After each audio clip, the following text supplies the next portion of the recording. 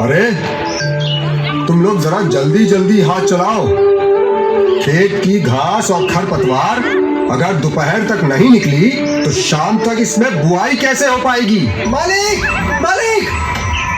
रमुआ प्यास के मारे काम करते करते खेत में ही बेहोश हो गया है।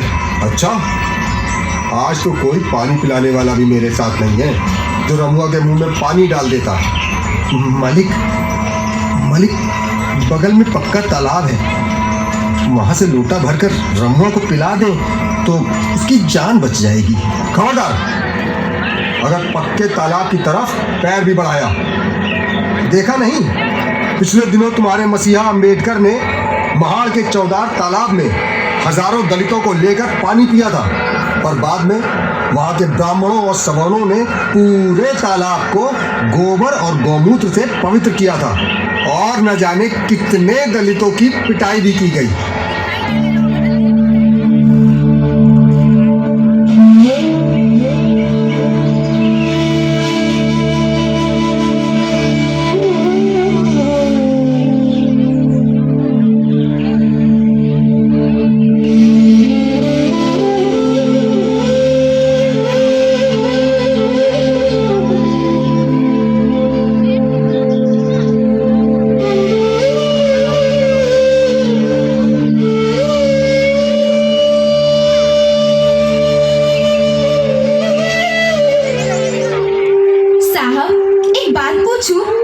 मनुष्य के लिए नमक और पानी में सबसे ज्यादा जरूरी क्या है? अरे, इसमें भी कोई पूछने की बात है?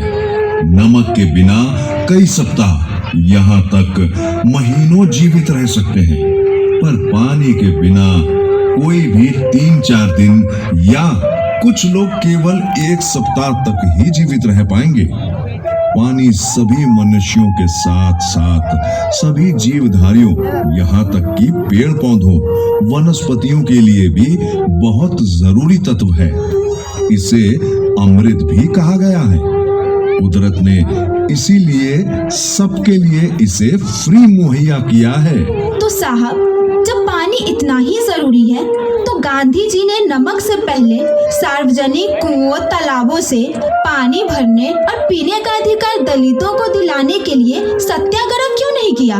देखो, गांधी जी मानते थे जो सवर्ण सार्वजनिक तालाबों, कुओं से दलितों को पानी नहीं भरने देते हैं, उनके मन में, हृदय में एक ना एक दिन नैतिक परिवर्तन जरूर आएगा और वो सबको बराबर समझने लगेंगे। पर हमने सुना है कि जब चंपारण के किसानों को अपनी जमीन पर जबरन नील की खेती करने के लिए मजबूर किया गया तो गांधी जी वहां पंडित राजकुमार के बुलाने पर गए और चंपारण सत्याग्रह किया।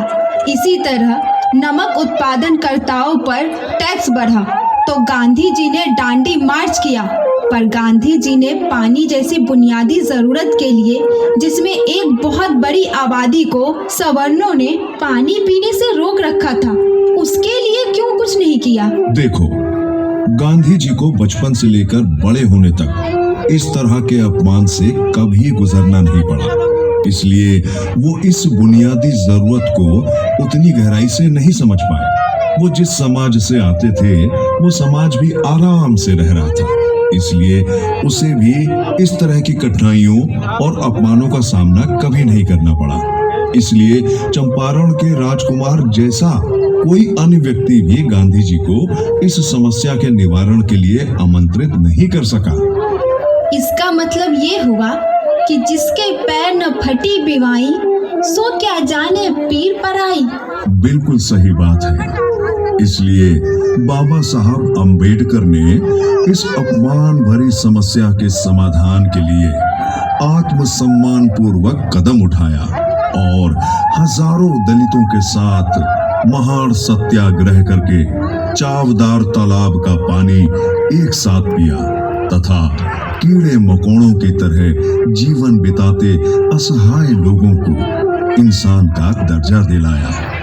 20 मार्च 1927 के इस महान सत्याग्रह के कारण ही 1936 में सभी सार्वजनिक कुओं, तालाबों, पनघटों से सभी मनुष्यों के पानी पीने और भरने का आत्मसम्मान दिलाया।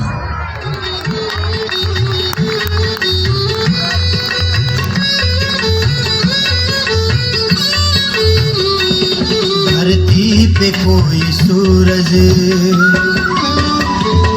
धरती पे कोई सूरज उगा है आज देखो, धरती पे कोई सूरज उगा है आज देखो, नया सवेरा फैला किरणें नई है देखो, नया सवेरा फैला किरणें नई है देखो, धरती पे कोई सूरज उगा है आज देखो, धरती पे कोई सूरज।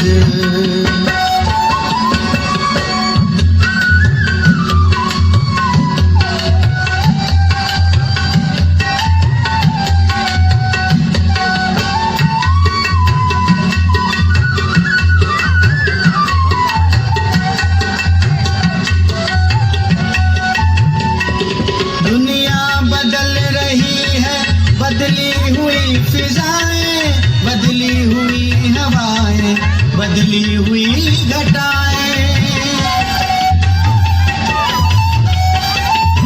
ओ दुनिया बदल रही है, बदली हुई फिजाएं, बदली हुई हवाएं, बदली हुई घटाएं, अब भेदभाव मिटते जन जन के मन को देखो, धरती पे कोई सूरज उगा है आज देखो, धरती पे कोई सूरज।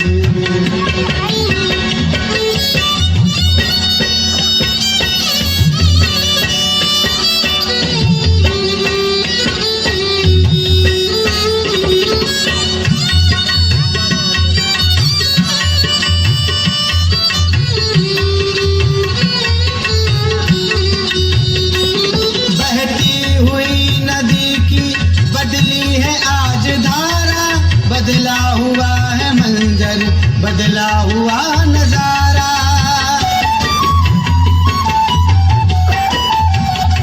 वो बदली हुई नदी की बदली है आज धारा, बदला हुआ है मंजर, बदला हुआ नजारा, अब प्रीत की नजर से हर एक जन को देखो, धरती पे कोई सूरज उगा है आज देखो, धरती पे कोई सूरज उगा है आज देखो, नया सवेरा फैला किरणें नई है देखो, नया सवेरा फैला किरणें नई है देखो, धरती पे कोई सूरज उगा है आज देखो, धरती पे कोई सूरज उगा है आज देखो, धरती पे कोई सूरज।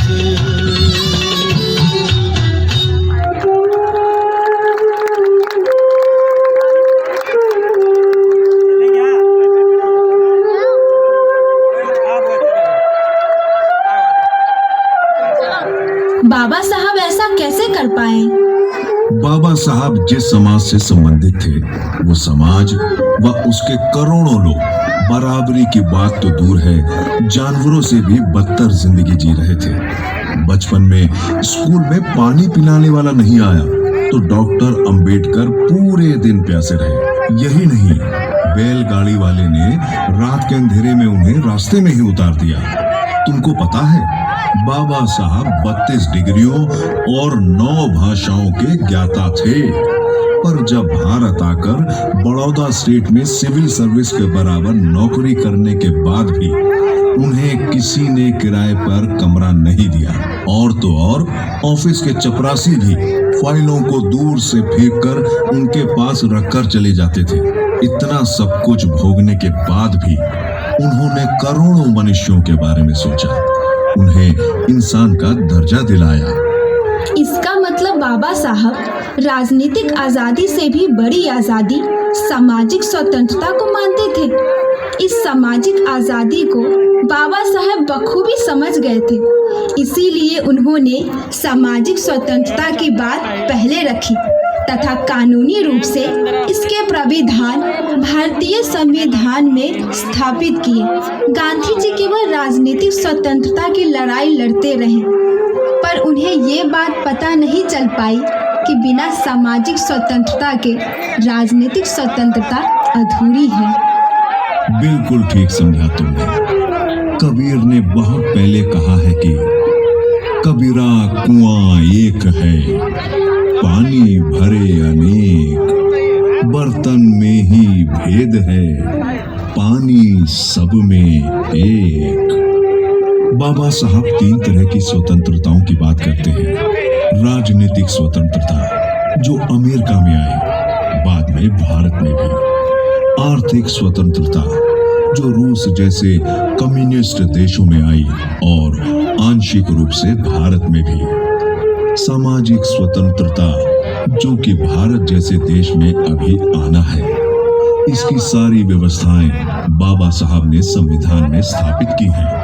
वो सामाजिक स्वतंत्रता को सर्वोपरि मानते थे, इसलिए उन्होंने देश की आधी जनसंख्या वाले भाग यानी महिलाओं के लिए भारत के संविधान में सभी तरह के बराबरी के अधिकारों को स्थापित किया।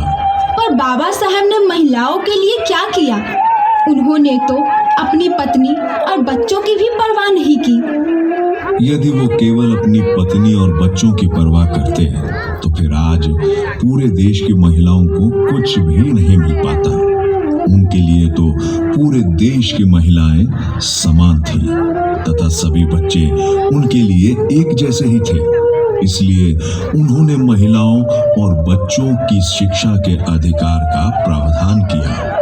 महिलाओं को पुरुषों के समान अधिकार, संपत्ति में बराबर का अधिकार मिल सके, इसके लिए भारत के कानून मंत्री रहते हुए भी वो हिंदू कोर्ट बिल संसद में लाए, जिसका विरोध हिंदू संगठनों ने किया। पर बाद में उन्हीं के बिल के प्रावधान अलग अलग लागू किए गए, जिससे महिलाओं को पैतृक संपत्ति में भी समान अधिकार मिला। विधवाओं को पुनः विवाह का अधिकार मिला। कामकाजी महिलाओं के लिए कार्य के घंटे, मातृत्व अवकाश मिले। महिलाओं को पढ़ने, कहीं पर भी बिना घूंघट के स्वच्छंद घूमने, कोई भी रोजगार करने के अधिकार मिले। वोट का अधिकार महिलाओं को समान रूप से एक ही दिन अर्थात संविधान लागू होने की तिथि से मिला, जबकि अमेरिका को आजादी मिलने के 90 वर्षों बाद वहां की महिलाओं को वोट देने का अधिकार मिला।